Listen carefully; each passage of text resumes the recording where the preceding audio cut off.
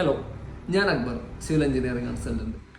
ഇന്ന് നമുക്ക് ജിപ്സം പ്ലാസ്റ്ററിങ്ങിനെ കുറിച്ച് മനസ്സിലാക്കാം. സാധാരണ പ്ലാസ്റ്ററിങ് അഥവാ ചുമര് സിമന്റ് മണൽ ഉപയോഗിച്ച് പ്ലാസ്റ്ററിങ് ചെയ്യുന്നതിന് പകരം ജിപ്സം ഉപയോഗിച്ച് വാള് ഫിനിഷ് ചെയ്യുന്നതിനാണ് ജിപ്സം പ്ലാസ്റ്ററിങ് എന്ന് പറയുന്നത്. കൺസ്ട്രക്ഷന്റെ ഏത് സ്റ്റേജിലാണ് ജിപ്സം പ്ലാസ്റ്റർ ചെയ്യേണ്ടത്?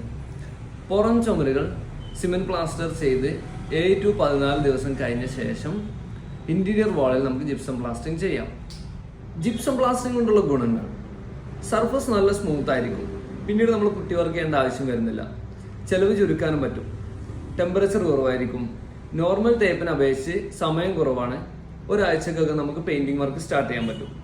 നിലവിൽ നമുക്ക് ഇന്റീരിയർ വാളുകളിൽ ഉപയോഗിക്കാനുള്ള ജിപ്സമാണ് മാർക്കറ്റിൽ അവൈലബിൾ ആയിട്ടുള്ളത്. കൂടുതൽ വെള്ളത്തിന്റെ പ്രസൻസ് വരുന്ന കിച്ചൺ, ബാത്റൂം എന്നിവ നമുക്ക് അവോയ്ഡ് ചെയ്യാം.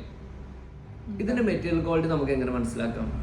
മെറ്റീരിയൽ നല്ല സോഫ്റ്റ് ആയിരിക്കും, വൈറ്റ് കളർ ആയിരിക്കും, നല്ല സ്മൂത്ത് സർഫസ് ആവും. ഡെൻസിറ്റി കൂടുന്നതിനനുസരിച്ച് മെറ്റീരിയൽ ക്വാളിറ്റി കൂടും. മോയ്സ്ചർ റെസിസ്റ്റന്റ് ആയിട്ടുള്ള പ്രോഡക്റ്റും മാർക്കറ്റിൽ അവൈലബിൾ ആണ്. നമ്മുടെ മാർക്കറ്റിൽ ടോപ്പ് ബ്രാൻഡായ സെൻഗോവൻ, ജിബ്രോക്ക്, ഇന്ത്യ ജിപ്സം, ആംസ്ട്രോങ് എന്നീ top brand and top quality materials available ആണ്. കൂടുതൽ അറിയാൻ കോൺടാക്ട് ചെയ്യും.